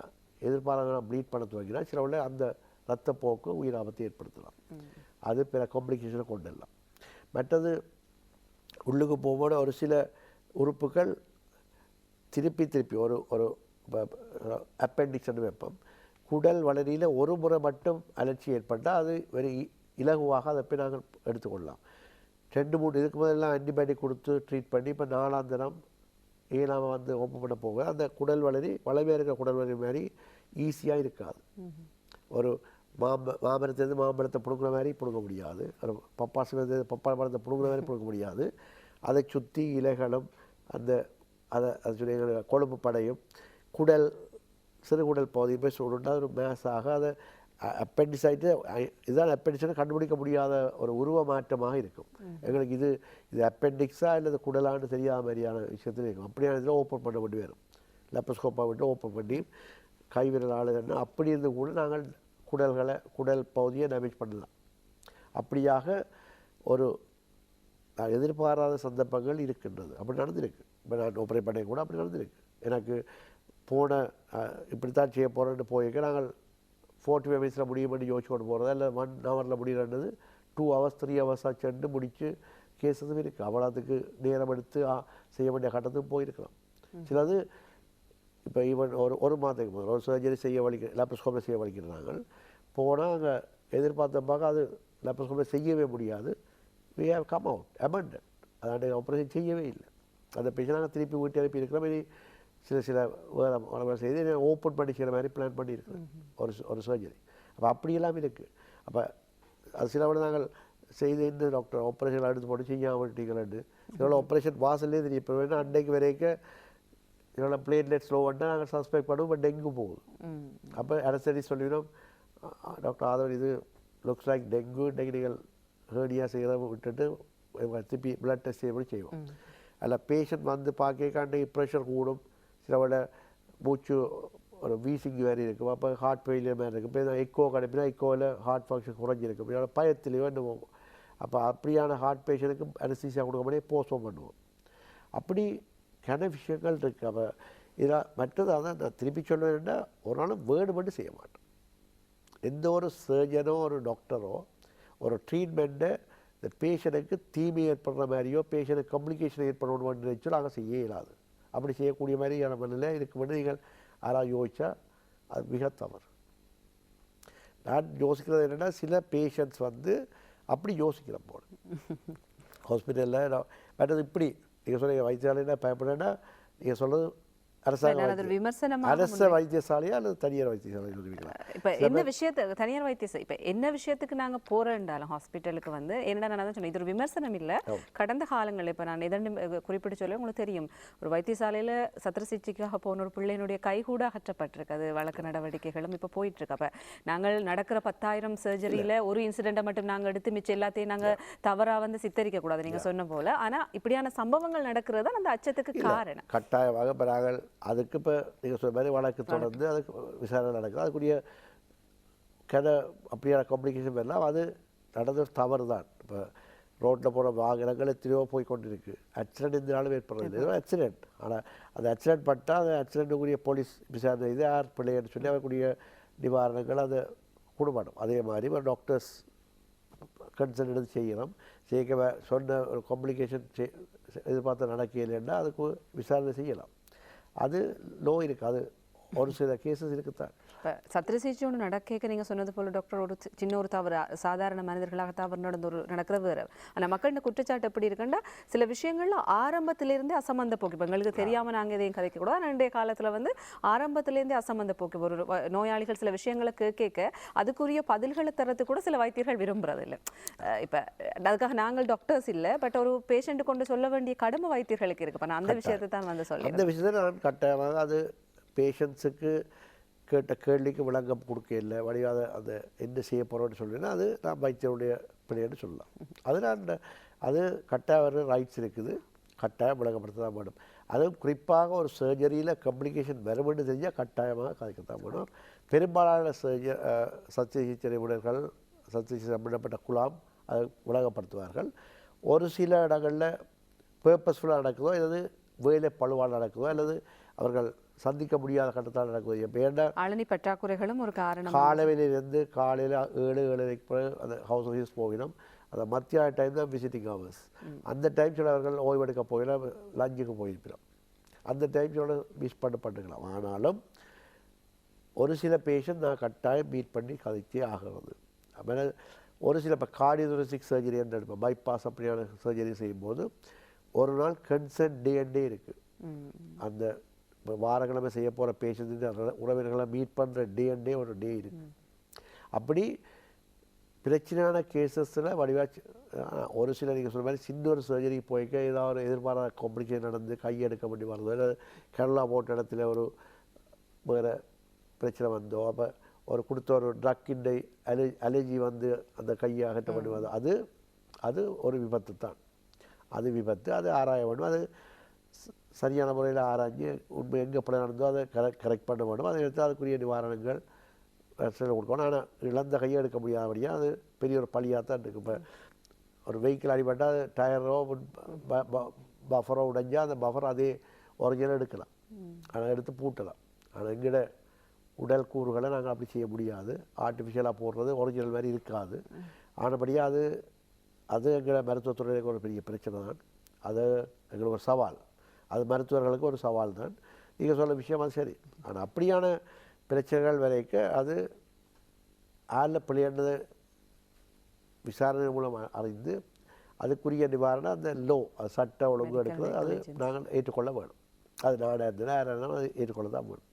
ஆனால் நான் இதில் சொல்ல வர விஷயம்னா உங்களுக்கு ஆப்ரேஷன் முதல் நீங்கள் அதை ஒரு பிள்ளையான கன்செப்ட் இது போனால் அப்படி தான் நடக்கும், ஒரு ஆளுக்கு நடந்தபடியாக நடக்கும்னு சொல்லி நீங்கள் வடிவாக கிளியர் பண்ணிட்டு நீங்கள் அதுக்கு சம்மதிக்கலாம். அல்லது வேறொரு முறை இருக்கான்னு கேட்டு அந்த முறைக்கு போகலாம். நீங்களாகவே வேறொரு முறைக்கு போகிறது சரியில்லை. அப்போ சில விட இப்போ ஆயுர்வேதிக்குன்னு கேட்பாங்க. இப்போ நான் ஆயுர்வேதிக் படிக்கிறேன், நாங்கள் இங்கிலீஷ் படிக்கிறோம். நான் சொல்கிறேன் அப்போ என்ன அந்த ஆயுர்வேதம் சரியான முறையில் நீங்கள் செய்து பார்க்கலாம். அந்த இதெல்லாம் இருக்குது. அந்த கன்செப்டை நாங்கள் மறக்கிறேன். உலகத்தில் அது ஆல்டர்னேட்டிவாக மெடிசினாக ஆல்டர்னேட்டிவான்னு சொல்கிறது. மெடிசினில் ஒவ்வொரு நாட்டுக்குரிய சைனீஸ் மெடிசின் இருக்குது, இங்கே ஒவ்வொரு நாட்டுக்குரிய நாட்டு வைத்தியங்கள், எங்கள் நாட்டுக்குரிய வைத்தியங்கள், அந்த வைத்திய முறைகள் செய்ய பார்க்கலாம். அதில் நாங்கள் வேணாம்னு சொல்லிடாது. ஆனால் ஒரு சில விஷயத்துக்கு நாங்கள் சொல்லலாம், இப்படி போனால் பிரச்சனைகள் வர சான்ஸ் இருக்குன்னு நாங்கள் சொல்லலாம். இதுக்கு இதுதான் பெஸ்ட்டுன்னு சொல்லலாம் ஒழிய நாங்கள் போஸ்ட் பண்ணிடலாம். சில விஷயங்களில் இப்போ படிப்பறிவு போதாமல் இருக்கிறவர்கள் இப்படியான விஷயங்களை இப்படி பார்க்குறது வேறு டாக்டர். ஆனால் நல்லா படித்து அறிவுள்ளாக்களும் வந்து அது அந்த அறப்படித்தவர்கள் அல்லது மெத்த படித்தவர்கள் என்று சொல்லுவார்கள். எடுத்து பார்த்தால் அதிகமாக இப்படி அச்சம் கொள்பவர்கள் அல்லது தாங்களாகவே வைத்தியர்களாக மாறி ஒரு முடிவெடுக்கின்ற ஒரு பகுதி மக்கள் இருக்கிறார்கள். நான் ஆரம்பத்திலே சொல்லியிருந்தேன், நோயினுடைய தீவிரத்தன்மை அதிகரிப்பதற்கு இப்படியான காரணங்களும் ஒரு விஷயமாக இருக்கலாம்னு சொல்லி. நீங்கள் எத்தனையோ சத்திர சிகிச்சைகளை செய்திருப்பீர்கள்.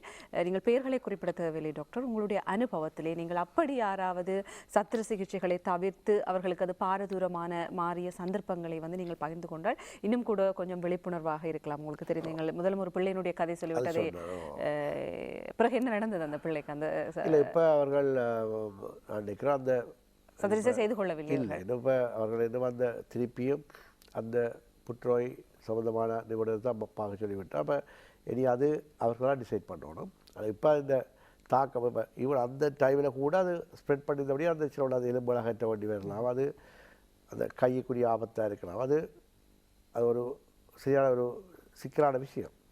அது இப்போ என்னடா ஒரு விஷயத்தை அப்படியே ஃபாலோ பண்ணுறதான் இம்பார்ட்டன்ட். அதே மாதிரி நாங்கள் வேறு இது எனக்கு பெரும்பாலும் நான் இது செய்கிறேன்னா இப்போ என்னுடைய முறையில் வந்து இப்போ தனியார் வைத்தியசாலைக்கு வரவர்கள் சில விட இப்போ ஃபினான்ஷியல் ப்ராப்ளம் ஒன்று இருக்கலாம். அப்படி இருந்துச்சுன்னா நம்ம கட்டாயம் கேட்டு அறிஞ்சிட்டு கட்டாயம் எங்களுக்கு ஒரு கடமை இருக்குது. அங்கே யாரும் அரசு வைத்தியசாலை ஃப்ரீயாக தான் நாங்கள் ட்ரீட்மெண்ட் கொடுக்குறோம். கட்டாயம் ஈவன் இப்போ என்னுடைய வார்டுக்கு இல்லை இப்போ இது வந்து வேறொரு ஆள் முடிச்சோடனே அவங்களுக்கு கண்டாக்ட் பண்ணி அல்லது ஓபிடிக்கு நாங்கள் பொதுவாக ஒரு லெட்டர் கொடுக்கலாம். எம்ஓபிடி இப்போ கலமோவிலையா ரேஷன் ஹாஸ்பிட்டலா ஜெஃப்னா ஹாஸ்பிட்டலான்னு போட்டு please C these patient admit இந்த வார்டுக்கு அட்மிட் பண்ணுவோன்னு சொல்லி எழுதி கொடுத்து விட்டு அப்புறம் ஒரு மாதத்துக்கு பிறகு வந்தாங்க நிற்கிறோம். நாங்கள் அங்கே போயில எனக்கு கவர்மெண்ட்டுமாக ப்ரைவேட்டில் செய்தாங்க எல்லாம் இப்போ கொஞ்சம் காசு சேர்த்துனவன். ஆனால் அவருக்கு விளங்குறதில்லை இந்த தனியார் வைத்தியசாலைகளில் பில் போடுறதோ டாக்டர்ஸ் இல்லை. எங்களுக்கு இப்போ ஒரு தனியார் ஆமாம். ஆனால் பேருந்துவர் கொண்டு வரது அந்த ஒரு மாதத்துக்கு வரைக்கும் அது பற்றாக்குறையாக இருந்தால் அந்த ஒரு மாதத்துக்குள்ள அந்த டிசீஸ் பிரச்சனையாக போயிடும். அப்படி சில பேர் வந்திருக்கிறோம். அப்படி அது பெரிய கவலையாக இருக்கிறது. எழுதி கொடுத்து ஓமன்னு சொல்லிட்டு பேருந்து அங்கே போகிறே இல்லை. அங்கே போன என்ன பிரச்சனைனா இப்போ நீங்கள் பாருங்க தனியார் வைத்தியசாலையிலையும் ஒரு டைமை கொடுக்குறோம். நாங்கள் அந்த டைமுக்கு பிந்தி வருகிறோம். முந்தையோட நான் வரைக்காக இருக்காமல் இதோட 2 நாள் சந்திக்க முடியாது. நாங்கள் இந்த நாளும் பார்க்குறே இல்லை, சண்டேஸில் பார்க்குறே இல்லை. இப்போ டாக்டர் ஆதனை பார்க்கணும் ஒரு குறிப்பிட்ட நாள் தான் பார்க்கலாம். ஆனால் பொது வைத்தியசாலைக்கு வந்த அரசமாக அன்றைக்கு உடனே பார்க்கணுன்ற மாதிரி ஒரு ஃபீலிங் இருக்குது. அது பிள்ளையான கன்செப்ட். தனியார் வைத்தியசாலையில் நீங்கள் காசு கொடுத்து பார்க்கும்போது இந்த மாதம் எனக்கு டைம் இல்லை அடுத்த மாதம் செய்யணும்னா ஓமண்டு போகிறவங்க அரசு வைத்தியசாலையில் ஃப்ரீயாக உங்களுக்கு இந்த வண்டுமங்களை லிஸ்டெல்லாம் ஃபுல்லாக இருக்கும். உங்களுக்கு ஜூலை மாதம் கடைசி வீக் தான் உங்களோட ஹேர்டியாக செய்யலாம். அது மட்டும் ஆபத்தொன்றும் வேறு ஆகுன்னு சொல்லலாம். அரசு வைத்தியசாலையிலையும் அவசரமாக செய்ய வேண்டிய சந்தேகங்கள் அவசரமாக செய்யப்படும். அதில் தெளிவாக இருக்கப்படும் மக்கள். ஒரு அப்பெண்டிக்ஸ் வெடிக்கிற மாதிரி போய்க்க நாங்கள் டேட் கொடுத்து விட மாட்டோம். பித்தப்பை அழைச்சி மருந்து கொடுத்து மாறதில்லை. பித்தப்பை அழைச்சியால் பித்தப்பையில் சீல் பிடிச்சிருக்கு அல்லது இன்ஃபெக்ஷனால் பேஷண்ட்டுக்கு செப்டிக் ஷாக் இல்லாமன்னா கட்டாயம் பித்தப்பை அகற்றுறதோ ஏதோ ஒரு வழிமுறை செய்வோம். மற்றது குடல் மாட்டுப்பட்டுக்கான அது சொல்கிறது சப்பைக்கோட ஒப்சக்ஷன் ஃபுல்லாக இருக்கல ஹேர்னியா ஒன்றில் குடல் மாட்டுப்பட்டு தான் கட்டாயம் எமர்ஜென்சியாக செய்வோம். அதெல்லாம் எமர்ஜென்சி சர்ஜரியை செய்வோம். ஆக எலெக்டிவாக செய்யக்கூடியது தான் எலெக்டிவாக கொடுக்குறோம். அதுவும் அது குறிப்பிட்ட டேட் கொடுத்து அந்த டேட்டுக்கு அட்மிட் பண்ணி செய்வோம். அப்போ அதுதான் அந்த பிரச்சனை. இப்போ நீங்கள் கேட்டீங்கள் அப்படியே சந்தமாக நான் கொடுத்த ஆக்களில் வந்த பிரச்சனை ப்ரைவேட்டில் வந்து பார்த்து ப்ரைவேட்டில் அவர்களுக்கு சர்ஜரி செய்கிறதுக்கு பண வசதி இல்லைன்னா யோசிச்சா பிறகு நாங்கள் அரசு மருத்துவமனைக்கு எழுதி கொடுத்தா பிறகு 2 ரீசன். ஒன்று அங்கே நீங்கள் செய்விக்கலாம்னு கேள்வி. அது ப்ராக்டிக்கலாக அதுக்கு நான் கெஸ்ஸாக சொல்ல முடியாது. ஓமா இல்லையோன்னு சொல்ல முடியாது. நான் சொன்னேன் இது எந்த யூனிட் அல்லது அந்த குறிப்பிட்ட டாக்டரோட யூனிட் அவருக்குள்ள செய்கிற ஒவ்வொரு சர்ஜரியும் அவர் தான் பொறுப்பு. எனக்குள்ள உள்ள ரீஸ்டாரோ எஸ்ஆரோ ஹவுஸ் ஆஃபீஸர் அவர்கள் செய்கிற ஒவ்வொரு ஜாப் அவர்கள் பார்க்குற ஒவ்வொரு விஷயத்துக்கும் நான் தான் ரெஸ்பான்சிபிலிட்டி. அப்போ பயப்பட தேவையில்லை. மற்றது அப்போ அப்படியான சில இதனாலையும் மற்ற அங்கே போனால் சிரமமாக இருக்குது, டேட் கிடைக்காது, பிந்து மண்டு சில ஒரு சாட்டு போக்கன்னு சொல்லுவோம். அந்த ஒரு அர்த்தமில்லாத சில காரணங்களை சொல்லி திருப்பியும் ப்ரைவேட்டில் வந்து டிலே ஆகி வந்து ப்ரெசன்ட் பண்ணி இதுன்றது இதுதான் இந்த கவலைக்குரிய விஷயம். இது கணனானால் ஜோதிச்சோடு தான் அப்படி ஒரு தொலைக்காட்சி நிகழ்ச்சியில் மக்களுக்கு இது ஒரு இதை இன்றைக்கு இதை பற்றியே கதை கொண்டு யோசிக்கிறேன். ஏன்னா மக்கள் வந்து நோயை உடனடியாக போகும்போது அது ட்ரீட் பண்ண ஈஸியாக இருக்கும். காம்ப்ளிகேட் ஆக்கி போட்டு அல்லது 2 மணி தடிகள் வேறு இடத்த சொல்கிறது டாக்டர் மார்க்கெட்டிங் அப்படின்னு சொல்லிடுவேன் நினைக்கிறேன். ஒவ்வொரு 2-3 பேர் டாக்டர்ஸ்கிட்ட போய் கடைசியாக இவர்கிட்ட போனால் தான் சரி என்னது செக் பண்ணி வார மாதிரி விரைக்க நோய் அப்படி இருக்காது. நோய் உள்ளுக்கு உங்களுக்கு தெரியாமல் வளர்ந்து கொண்டு போயிருக்கும். அப்போ வரைக்கும் இப்போ இந்த முதல் பாத்திரம் கூட செய்ய இல்லாமல் இருக்கும். அப்படி சில கேஸில் செய்ய முடியாமல் போய் கவலைப்பட்டிருக்கேன். ஆனப்படினால இது எல்லா சர்ஜனை கேட்டாலும் அதை சொல்லிவிடும். யாரை நீங்கள் கூப்பிட்டது சிங்கள மொழி பேசுகிறவங்க முஸ்லீம் தமிழாக்கள் சில பேர் எங்களோட சர்ஜன்ஸ் எல்லோரும் இருக்கிறோம். எல்லோரும் எல்லா எங்களோட நாட்டில் எல்லா பகுதியிலையும் சர்ஜன்ஸ் ஒர்க் பண்ணுறோம். எல்லாருக்கும் இந்த அனுபவம் இருக்கும். ஒவ்வொரு நீங்கள் கேட்டிங்கன்னா சொல்லிவிடும். எல்லோரும் கவனம். ஆனால் சில பேருக்கு அதை வெளியில் சொல்லி முழங்கப்படுத்தினா சில பேர் நாங்கள் பேசுறது சொல்ல போய் வேறு விதமான அதுக்கு விளக்கங்கள் கொடுக்குறதால ஆனால் எனக்கு இதை ஒரு பொதுவாக ஒரு விஷயத்தை விலகி கொடுக்கணும்னா அது கன பிரச்சனை தீர்க்கலாம். ஆரம்ப கட்டத்திலேயே உங்களுடைய சத்து சிகிச்சைக்குரிய ட்ரீட்மெண்ட் எடுக்க வேணும். அது உங்களுக்கு பண வசதியெல்லாம் இன்சூரன்ஸ் இருக்குது, ப்ரைவேட்டில் செய்யப்படுகின்ற டிசைட் பண்ணி செய்யுவோம். இல்லைன்னா அரசு வைத்தியசாலைகளில் எல்லா வசதியோடையும் எல்லாருக்கும் செய்யப்படும்ன்றது அந்த ஒரு ஃபேக்டர் விலகி கொள்ள வேணும். பொதுவாக இப்பொழுது நீங்கள் சொல்லியிருந்தீர்கள் அவசரமாக செய்ய வேண்டிய சத்திர சிகிச்சை சொன்னால் கட்டாயம் நீங்கள் அதை அந்த ஒரு காலப்பகுதியிலே செய்வீர்கள் என்று சொல்லி, காலம் தாழ்த்தி செய்யலாம் என்று சொல்கிறால் காலம் தாழ்த்தி செய்வீர்கள் என்று சொல்கிறீர்கள். இப்பொழுது எங்களுடைய நாட்டை பொறுத்தளவிலே ஒரு கருத்து அல்லது ஒரு விமர்சனம் இருக்கிறது. மருந்துகள், சில நோய்களுக்குரிய மருந்துகள் இல்லை, சத்திர சிகிச்சைக்குரிய கருவிகள் இல்லை, ஆளணி பற்றாக்குறை இருக்கிறது என்று சொல்லி நிறைய பிரச்சனைகள் இருக்குது. நீங்கள் சொல்லியிருந்தீர்கள் தனியாரை நாடுபவர்களிடம் சில நேரம் பொருளாதார வசதிகள் இருக்காதுன்னு சொல்லி, அதனால தான் மக்கள் இருக்கிறதோ இல்லையோ பிரைவேட்லி என்றாலும் செய்து கொள்வோம் என்கிற ஒரு முறை வந்திருக்கிறது என்று சொல்றால், இங்கே எல்லாவற்றுக்கும் ஒரு பற்றாக்குறை என்கின்ற நிலைமை தான் ஊடகங்கள் வாயிலாக வெளிப்படுத்தப்படுகின்ற செய்தியாக இருக்கிறது. டாக்டர், உண்மைக்குமே நிலவரம் என்னவாக இருக்கிறது?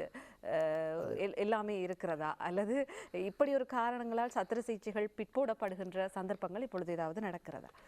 இது நான் ஒரு பொது சத்திர சிகிச்சையை விட ஜென்ரல் சர்ஜரியே எனக்கு அந்த பிரச்சனை குறைவு.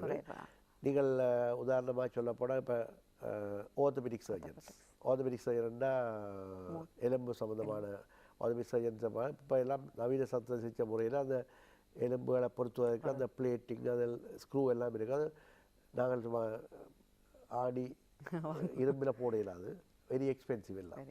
அந்த இதுகள் எங்கள் நாட்டில் ஒரு சில இதுகள் சில பல அரசு தட்டுப்பாடு இருந்தால் உங்களுக்கு தெரியும், போர் நடந்தது. மற்றது இப்போ டெய்லி எங்களுக்கு தெரியும் விபத்துக்கள் நடக்கிறது. விபத்துக்கள் அளவு கூட எங்களோட ஒவ்வொரு ஹாஸ்பிட்டலையும் விபத்துக்கள் அளவு கூட. அப்போ அதுலேயும் நாங்கள் வயது முதிர்ந்தவர்களுக்கு நாங்கள் சாதாரண சேண்ட் பேக் போட்டு ட்ராக்ஷன் போட்டு மேனேஜ் பண்ணி இளமாக்களுக்கு ப்ரியாரிட்டி கொடுத்து அவர்களுக்கு தான் முதல் ஆர்த்தோபெடிக் சர்ஜன் செய்யணும். அது இருக்கிற இதை பாவித்து யாருக்கு முதல் உரிமை கொடுக்கணும். இப்போ அதுக்காக நெக்லெக்ட் பண்ணுறதில்லை. அதில் ஒரு நீதியை கடைப்பிடிக்க வேண்டியிருக்கு. ஆனால் ப்ரைவேட் செக்டரில் அது அவைலபிள் இருக்கும். பெரும்பாலும் இது இப்போ பைபாஸ் சர்ஜரி செய்கிறது, அப்படியான சப்ஸ்பெஷாலிட்டி அண்ட் ஐ சர்ஜன்ஸுக்கு சில லென்ஸுகள் அதுகள் பிரச்சனையாக இருக்கலாம் சில இடங்களில். ஆனால் பொது சத்திர சிகிச்சை முறையில் அது கூட இந்த கேள்விக்கு எங்களோட பெரும்பாலும் எல்லா ஜென்ரல் சர்ஜனும் ஒத்துக்கொள்ளுவினோம். அரசு மருத்துவமனைகளில் எங்களுக்கு அவ்வளவு பெரிய பாரதூரமான பிரச்சனை இல்லை. இந்த ஹேர்னியா மெஷஸ் இருக்குது தான், இது வேலை வச்சு தான் அந்த மெஷ் ரிப்பேர்னு சொல்லுவோம். அது சில வேலை தட்டுப்பாடு தான். நாங்கள் அந்த ஆர்டர் பண்ணி வேறு மட்டும் வெயிட் பண்ணுவோம். அப்போ நாங்கள் சில வேலை பேஷண்ட்ஸை சொல்லுவோம். அது பெரிய அமௌண்ட் போகாது, ஒரு ஃபியூ தௌசண்ட்ஸ்னால் அவைக்கு அஃபோர்டபுளாக பண்ணி சொல்லுவோம். இல்லாட்டி நாங்கள் அது ஒரு குறிப்பிட்ட அந்த கிளியரன்ஸ் இப்போ மினிஸ்ட்ரியில் ஆர்டர் பண்ணி எடுத்து வந்து சேரும் மட்டும் அது கொஞ்சம் நாளைக்கு சில ஸ்டாக்கில் இல்லாட்டி நாங்கள் அந்த சர்ஜரியை பிட் போடுவோம். அது அப்படி பிட் போடுறதால அந்த பேஷண்ட்டுக்கு ஆபத்து வராது. ஆபத்து வரக்கூடிய மாதிரி நாங்கள் பிட் போட மாட்டோம். பொது சத்திர சிகிச்சை எங்களோட சர்ஜரிஸில் இந்த ஆளணி பற்றாக்குறையோ அல்லது இந்த வளப்பற்றாக்குறை இதை இல்லாமல் நாங்கள் போஸ்ட்போன் பண்ணுறதோ அல்லது ப்ரைவேட்டில் பார்க்க குறைஞ்ச லெவலில் செய்கிற மாதிரியான விஷயம் இல்லை. ஒரு சில விஷயங்களை நாங்கள் ஆனால் கூடுதலாக நாங்கள் சப்ஸ்பெஷாலிட்டியை தான் யோசிக்கலாம். இது குறிப்பாக இந்த ஆர்த்தோபெடிக் மிகவும் எக்ஸ்பென்சிவான இந்த ப்ரோஸ்தெட்டிக் இதில் பாவிக்கிறபடியான பின்ஸ் அண்ட் பிளேட்ஸ் பாவிக்கிறபடியாக அது சில ஹாஸ்பிட்டல் வழி இல்லாமல் இருக்கலாம். ஆனாலும் அது அவர்கள் ஏதோ வழியில் எடுத்துக்கொள்வார்கள். அதுக்காகத்தான் அந்த காலம் தாத்துப்படுறது. அது அந்த சேரும் மட்டும் பிட் போடுவார்கள். அது விலகி கொள்ள வேண்டும் மக்கள். ஆனால் அதுக்கு அவசரமாக செய்ய வேண்டிய இருந்தால் நீங்கள் வேறொரு வழிமுறையை பார்த்துக்கொள்ளலாம். ஆனால் அது இல்லாமல் செய்த முறைகளையும் பாவிப்போம். இப்போ ஒரு குறிப்பிட்ட ஈராக்கு முதல் நாங்கள் ஓப்பன் ரிடக்ஷன் ஒன்றும் செய்யறதில்லை தானே. அப்போ அதுக்குரிய ட்ராக்ஷன் வேறு ஸ்ப்ளிண்டுகள் போட்டு அவரை அந்த இதை கம்ப்ளிகேட் வராமல் பார்த்து கொண்டு இருப்போம் அந்த சர்ஜரி செய்ய மட்டும். அப்படி அது நீங்கள் சொன்ன விஷயம் உண்மை. ஆனால் அது எல்லா துறைகளிலும் அது பாதிப்பை ஏற்படுத்துவதில்லை. உங்களுடைய இந்த பொது சத்திர சிகிச்சை நிபுணர்களில் நீங்கள் இந்த நீரிழிவு மூலம் கால்களிலே ஏற்படுவது தொடர்பான மக்களுக்கு இருக்கிற தவறான புரிந்துணர்வுகளை சொல்லியிருந்தீர்கள். காலை எடுப்பார்கள், விரல் எடுப்பார்கள். அதே போல் நீங்கள் கேணியா தொடர்பாகவும் அதிகமாக பேசியிருந்தீர்கள் டாக்டர். அது தொடர்பான இது ஒரு சாதாரண நோய் நிலைமையாக இப்போ பொதுவாக எல்லோருக்குமே இருப்பதாக ஒரு சாதாரணமாக செய்கின்ற சத்திர சிகிச்சையாக இருக்கிறது. போவார்கள், அனுமதிக்கப்பட்டு செய்து கொண்டு வருவார்கள். ஆனால் அதை செய்யக்கூட அச்சப்பட்டு கொண்டிருப்பவர்கள் நிறைய பேர் இருக்கிறார்கள். அது தொடர்பாக பகிர்ந்து கொள்ளுங்கள் டாக்டர். இவ்வாறான தவறான எண்ணங்கள் கேணியா தொடர்பாக இருக்கு. இல்லை உங்களுக்கு அதில் குறிப்பாக நான் பார்த்தது என்னென்னா அது மேல்ஸில் அந்த ஹேர்னியான்ற விஷயம் கூடுதல் இடுப்பு பகுதியெலாம் ஏற்படும். அவருடைய குடல் ரக்கம் ஏற்படுறது விதைப்பைகளுக்கும் ஆணுறுப்புக்கும் மேலே அந்த இடுப்பு பகுதியில். அவர்கள் நினைக்கிறது அந்த இடத்த ஆப்ரேஷன் பண்ண போகிறோம், அந்த விதையை அகற்றுறது அல்லது தங்களுடைய அந்த ப்ரைவேட் பார்ட் அதில் ஏதாவது பிரச்சனை. இப்போ யூரின் போதில் டியூப் போட வேண்டி வரும், கதீட்டர் போடுவீங்களா, தொடர்ந்து பேக்கோட இருக்கணும். ஹேர்னியாங்கிற குடல் ரக்கம் அந்த ஆணுறுப்பு விதை பைகளுக்கு வெளியில் ஒரு பகுதியில் வீக்கம் ஏற்பட்டு அதை செய்யாமல் விட்டால் தான் அது விதைப்பைக்குள்ளே போனால் தான் பிரச்சனை. ஒரு சில இளம் பிராயத்தவர்கள் கனகாலம் வச்சிருந்து அவர்கள் மேரேஜுக்கு போய்க்கதான் அதை பற்றி யோசிச்சிருக்கிறார்கள். அப்போ தான் அவர்கள் விதை வீக்கம் இருக்குது நாங்கள் இது செய்ய வேணும்னு சொல்லி வரைக்கும் டூ லேட் 5 years 6 years வச்சுருந்துட்டு அப்போ அந்த நேரம் செய்ய போய்க்க எங்களுக்கு காம்ப்ளிகேஷன் கூடும். அப்போ அது குடல் ரக்கம் என்பது கணவருக்கு இருக்கிற மிஸ்கன்செப்ஷன் என்னென்னா குடல் ரக்கம் என்ன சர்ஜரி செய்ய போய் ஆண்கள் இருக்கிறது அது ஆண் உறுப்பு அல்லது ஆண்களுடைய விதைகளுக்கு டேமேஜ் ஏற்பட்டால் இப்போ அவர்கள் குழந்தை கிடைக்காமல் இருக்கலாம். அப்படியான சில பிழையானது அப்படியாக ஒன்றும் இல்லை. குடல் ரக்கம் என்கிறது ஒரு வயிற்று அடிப்பகுதியில் இருக்கக்கூடிய ஒரு வீக்கான ஒரு இடைவெளிக்கால குடல் இந்த பகுதி வெளித்தள்ளுறது குடல் ரக்கம். அப்போ அதனால் அந்த பகுதியை ஸ்ட்ரென்த் பண்ணுறது மெஷ் வச்சு அதை திருப்பி குடல் ரக்கம் அது மாதிரி செய்கிறது தான் இது. அப்போ ஏன் அதை செய்ய வேணும்னு சொன்னால் அந்த குடல் ரக்கம் வந்து அந்த குடல் வழியை வந்து மாட்டுப்பட்டு அதை ட்விஸ்ட் பண்ணப்படுதுன்னா அந்த பகுதி ரத்தோட்டம் இல்லாமல் இறந்து விட்டால் அந்த செப்டிக் ஆகி பேஷண்ட்டுக்கு உயிர் ஆபத்தை ஏற்படுத்தலாம் அல்லது பெர்மனெண்டாக சொல்ல பேக் போட வேண்டி வரலாம். அது மேஜர் சர்ஜரியாக முடியலாம். குடலிൻ്റെ ஒரு பகுதியை அகற்ற வேண்டி கூட வரலாம். அதை தடுக்கிறது தான் நாங்கள் அந்த குடல் ரக்கத்தை ஆரம்பத்திலேயே காட்ட வேணும்னு சொல்கிறது. பெரும்பாலும் ஒரு கூச்சம் பேரண்ட்ஸு கூட சொல்ல மாட்டோம் சில பேர். அப்போ அதுக்காக இருந்தது. அதே மாதிரி பெண்களில் வரக்கூடிய பிரச்சனைகளில் குடல் ரக்கம் மாதிரி மார்பில் வரக்கூடிய கட்டிகளை ஒரு மகள் தாய்க்கு கூட சொல்லாமல் இருக்கும். இப்போ உங்களுடைய அம்மாவோட எதையும் பகிர்ந்து கொள்ளலாம் ஒரு பெண் அன்னைக்கு, ஒரு மகன் அப்பாவோட பகிர்ந்து கொள்ளலாம் தனக்கு இருக்கிற பிரச்சனைகளை. அப்போ அதுகள் தான் அந்த பிரச்சனையுடைய மற்றபடி சர்ஜரி அது மற்றது குடல் ரக்கம் சர்ஜரிகள் நீங்கள் பலரோட காய்ச்சிருக்கலாம். எமர்ஜென்சியாக வர சர்ஜரிலாம் காம்ப்ளிகேஷன் கூடும். நாங்கள் எமர்ஜென்சி இல்லாமல் இலெக்டிவ் அதாவது டேட் கொடுத்து செய்தோம்னா அது வந்து இலெக்டிவ்னு சொல்கிறது. அது எப்பவும் காம்ப்ளிகேஷன் இல்லாமல் இருக்கும்.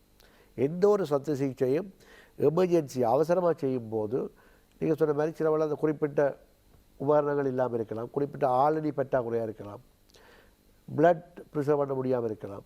அப்படி இருக்கும்போது நாங்கள் காம்ப்ளிகேஷனோ ஏற்படுற பிரச்சனை உயிராபத்தை தடுக்கிறது கஷ்டமாக இருக்கும். ஆனால் ஒரு பிளான் பண்ணி அடுத்த மாதம் தான் உங்களுக்கு சர்ஜரி, நாங்கள் இந்த மாதம் நீங்கள் மேனேஜ் பண்ணிவிட்டு வாங்குவோம் அப்படி சொல்லிங்க அந்த அவர் வர்றதுக்கு அட்மிட் பண்ணுற ஆண்டு அடுத்த நாள் லிஸ்ட்டெல்லாம் எல்லாம் ப்ரிப்பேர்டாக இருக்கும். இந்த சர்ஜரிக்குரிய உபகரணங்கள்லாம் சரியாக இருக்கும், இல்லாட்டி நாங்கள் செய்ய மாட்டோம். அப்போ இலெக்டிவ் சர்ஜரி தான் எப்போ பெஸ்ட். எமர்ஜென்சியாக ஆக்சிடென்ட் வர்றது நாங்கள் யோசிக்கிறேன். ஆக்சிடென்ட் பண்ண சொல்லி முதலே இப்போ ஆப்ரேட் பண்ணிடலாம். ஆக்சிடென்ட் தான், அது எமர்ஜென்சி தான் எப்பவும். ஆனால் நீங்கள் சொன்ன மாதிரி இப்போ பிரெஸ்ட்டில் வர கட்டியோ குடல் ரக்கமோ அல்லது ஒரு தைராய்டில் வரக்கூடிய கட்டி கால்களில் வரக்கூடிய புண்களை ஏர்லியாக கொண்டு காட்டிட்டோம்னா நல்லா. நிச்சயமாக நிறைய பயனுள்ள விஷயங்களை நாங்கள் இன்று பேசியிருந்தோம். டாக்டர் சொன்னது போல எங்களுடைய இந்த இன்றைய நிகழ்ச்சியினுடைய நோக்கம் ஒரு குறிப்பிட்ட நோய் பற்றி பேசுவதில்லை. உங்களிடம் இருக்கின்ற சில தவறான எண்ணங்கள் தவறான பிம்பங்களை அகற்ற வேண்டும் என்பதுதான் இன்றைய எங்களுடைய கலந்துரையாடலுடைய நோக்கம். அதிலும் குறிப்பாக சத்திர சிகிச்சை தொடர்பாக உங்களிடம் இருக்கின்ற அந்த ஒரு தவறான எண்ணம், அதை தவறான எண்ணம் என்று சொல்ல முடியாது, அது எல்லோருக்குமே இருக்கிற ஒரு பொதுவான அச்சமாக இருக்கிறது. ஆனால் சில கசப்பான உண்மைகளை நாங்கள் சில இடங்களிலே ஏற்றுக்கொள்ள வேண்டும். அப்படித்தான் இப்படியான நோய்கள் எங்களுக்கு வருகின்ற பொழுது வைத்தியர்களால் சொல்லப்படுகின்ற சில விஷயங்கள் எங்களுக்கு கசப்பாக இருக்கும், ஆனால் அதுதான் உண்மை. எனவே எந்த நோயாக இருந்தாலும் உரிய நேரத்திலே அதுக்கு நீங்கள் உரிய சிகிச்சைகளை எடுத்துக்கொள்ள வேண்டும். வைத்தியர்கள் ஆலோசனைகளை உங்களுக்கு கூறுகின்ற பொழுது அது எவ்வளவு கஷ்டமாக இருந்தாலும் அதை ஏற்றுக்கொண்டு உரிய நேரத்திலே அந்த சத்திர சிகிச்சைகளையும் அதற்குரிய சிகிச்சைகளையும் நீங்கள் பெற்றுக்கொள்ள வேண்டும் என்பதுதான் இன்றைய இந்த நிகழ்ச்சியினுடைய நோக்கமாக இருந்தது. இன்று எங்களோடு இணைந்திருந்தார் கொழும்பு தெற்கு போதனா வைத்தியசாலையினுடைய சத்திர சிகிச்சை நிபுணர் டாக்டர் வி ஆதவன் அவர்கள். அவருக்கு வேளையிலே நன்றிகளை தெரிவித்துக் கொள்கிறோம். நன்றி டாக்டர். நன்றி. இதோடு நானும் இந்த வார சுகவாழ்வு நிகழ்ச்சியை நிறைவு செய்து கொள்கிறேன். அனைவருக்கும் நன்றிகளை தெரிவித்துக் கொண்டு விடைபெற்றுக் கொள்கிறேன். நன்றி, வணக்கம்.